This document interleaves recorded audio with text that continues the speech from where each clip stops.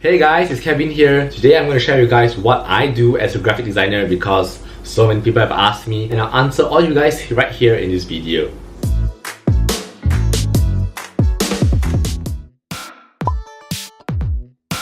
Bear in mind that I am actually working in a food and beverage company, so whatever I say is going to apply mostly to the food and beverage industry, if that helps. So previously I was working as a design research assistant, and then I was unemployed. And now I'm finally employed in Malaysia as an in-house graphic designer. Yes, finally. And what I've experienced so far has been really eye-opening. There's so many things I have learned and yet to learn. And I'll show you guys what I have done so far, my duties, my responsibilities, and my task. Without further ado, let's begin.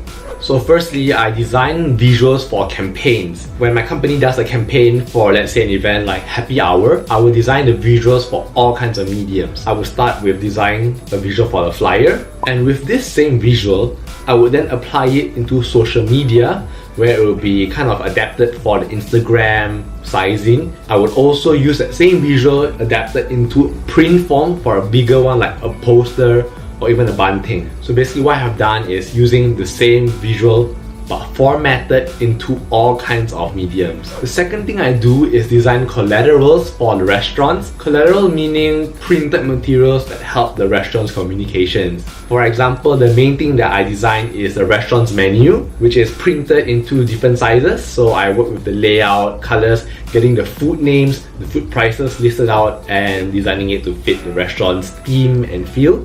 Along with that, different little things that people don't really consider, such as table numbers to guide the table orders. I also design store posters to decorate the shop, so this is the more artsy things. Other than that, little stuff like toilet signs, cashier signs that will guide people. Wow, it's really hot today. Drink up, guys. The next thing I do as an in-house graphic designer is, one of the most common things is image editing. So I actually receive lots of images from the photographer, and he would actually send me a whole list of images that are really big and raw files. Like one photo can be 20-30 MB. It's too big to post on social media or also to printers. So I would resize it and make it, a suitable smaller size for all the photos. But before I do that, I will have to do some color corrections, image editing to get rid of all those unnecessary bits in the photos that would make it less attractive. Basically work some Photoshop magic on those things.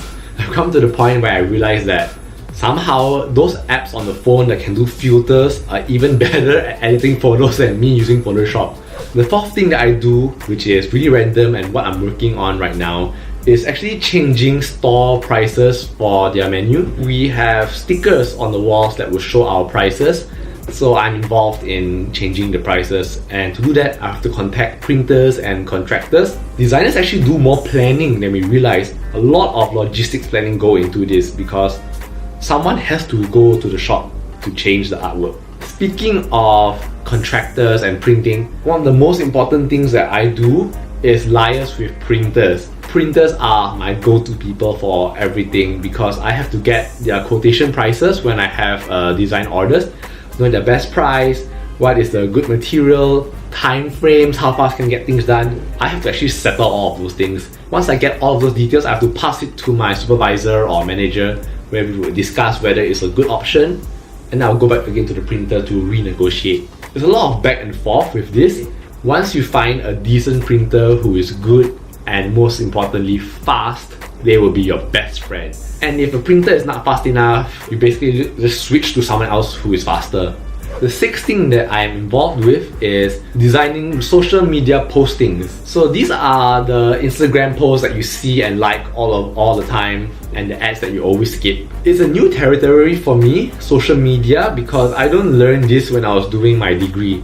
It's actually something that no one really learns. You just pick it up on the spot. And designing for social media is really hard because you're only given so little space, like this amount, and it has to capture so much attention. Now that's the hard work, capturing attention with very little space. So I mostly design for Instagram, Insta Story. They're not the same size, they're actually different sizes. And lastly, one of the things that designers do which no one actually anticipates is we design presentation slides. Yes, we actually do a nicer version of PowerPoint slides. It's kind of like giving a facelift This is usually for business purposes, you know, when the company wants to promote to future partners or to clients or franchisees. They need someone to give a slide, and most of the time that person is the designer. Phew, that sounds like a lot of work, but I can tell you guys that's only the tip of the iceberg of what an in-house graphic designer does. We do so many things, we cover many areas that's not actually in our scope, but at the same time we learn a lot. Nowadays, graphic designers have wider scopes than they used to do. Do the designs, manage social media, come up with videos, come up with content, copywriting. You're all in one, and you learn every day. For myself, each day is a learning step. I make mistakes here and then, but I try my best to pick it up and also improve myself. That will be all for this video. Thank you guys so much for watching, and I hope this gives you an understanding further on what graphic designers do.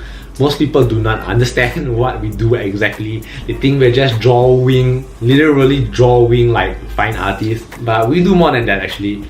We help companies maintain their visual communication. If you like this video, don't forget to give a thumbs up and also share it. And most importantly, subscribe to the channel Casual, where I make content every Friday. And I'll see you guys next time. Bye!